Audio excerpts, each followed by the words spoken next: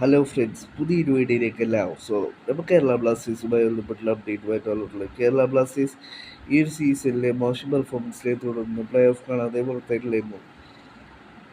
ഈ സീസണിലെ മോശം പെർഫോമൻസിനെ തുടർന്ന് ബ്ലാസ്റ്റേഴ്സിന് അടുത്ത സീസണിൽ കാര്യമായ മാറ്റങ്ങൾ ഉണ്ടാകുമെന്നുള്ളത് ബ്ലാസ്റ്റേഴ്സിൻ്റെ ടീം CEO ഒക്കെ അറിയിച്ചിട്ടുണ്ടായിരുന്നു. ഇപ്പോൾ ബ്ലാസ്റ്റേഴ്സിനെ കുറിച്ച് അലി റിപ്പോർട്ട് പുറത്തുവിടുന്നു. അടുത്ത സമ്മർ ട്രാൻസ്ഫറിനോട് മുന്നോടിയായി ബ്ലാസ്റ്റേഴ്സ് പുതിയ ഹെഡ് കോച്ചിനെ നിയമിക്കുമെന്നാണ് അഷേലിൻ്റെ റിപ്പോർട്ടിൽ പറയുന്നത്. പിന്നീട് പുതിയ ഹെഡ് കോച്ചിൻ്റെ നിയന്ത്രണത്തിലാവും ബ്ലാസ്റ്റേഴ്സിൻ്റെ സമ്മർ ട്രാൻസ്ഫർ വിൻഡോയിലെ ട്രാൻസ്ഫർ നടപടികളെന്നാണ് അലി റിപ്പോർട്ട് ചെയ്യുന്നത്. ബ്ലാസ്റ്റേഴ്സുമായി കോൺട്രാക്റ്റുള്ള ഫോറിൻ താരങ്ങളുടെയും ഭാവി തീരുമാനിക്കപ്പെടുക പുതിയ ഹെഡ് കോച്ചാണ് എന്നാണ് അലി റിപ്പോർട്ട് ചെയ്യുന്നത്. മാനേജറിന് ഫേവറേറ്റായ താരങ്ങളുണ്ടെങ്കിലും ഇവരുടെ കാര്യത്തിലും ബ്ലാസ്റ്റേഴ്സിൻ്റെ പുതിയ വരുന്ന ഹെഡ് കോച്ചായിരിക്കും തീരുമാനിക്കുക എന്നാണ് അലി റിപ്പോർട്ട് ചെയ്യുന്നത്. പിന്നീട് അലി റിപ്പോർട്ട് ചെയ്യുന്നു, കേരള ബ്ലാസ്റ്റേഴ്സ് താരമായ കോമി പെപ്രയുമായുള്ള നെഗോഷിയേഷൻ നടന്നുകൊണ്ടിരിക്കുകയാണ്.